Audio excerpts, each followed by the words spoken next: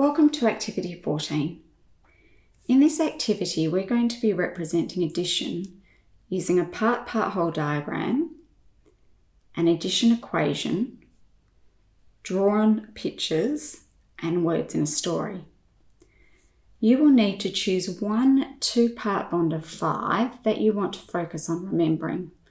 I'm choosing the bond of 2 and 3 is 5. When you place your blocks in a part-whole diagram, remember to place the whole at the top and the 2 parts that join together underneath.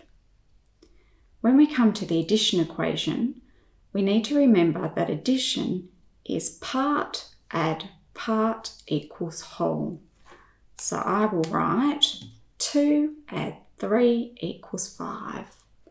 2 add 3 equals 5. When it comes to the pictures section, it's not about how good you are at drawing. It's about making sure that what you draw matches your part-whole diagram. So I'm going to draw about fish in a fish pond.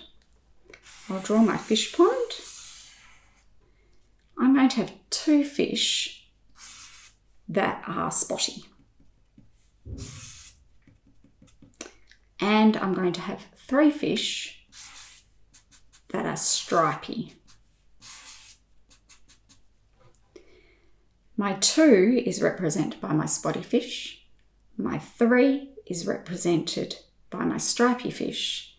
And the 5 is represented by all of the fish in the pond. Moving on to the story, we need to make sure that we represent both parts and the whole in our story. You don't need to write your story, you can tell it to an adult. My story goes like this.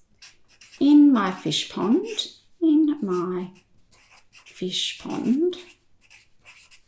I have 2 spotty fish. 2 spotty fish. And 3 stripy fish. And 3 stripy fish. All together, I have 5 fish. All together, I have 5 fish. Now it's your turn.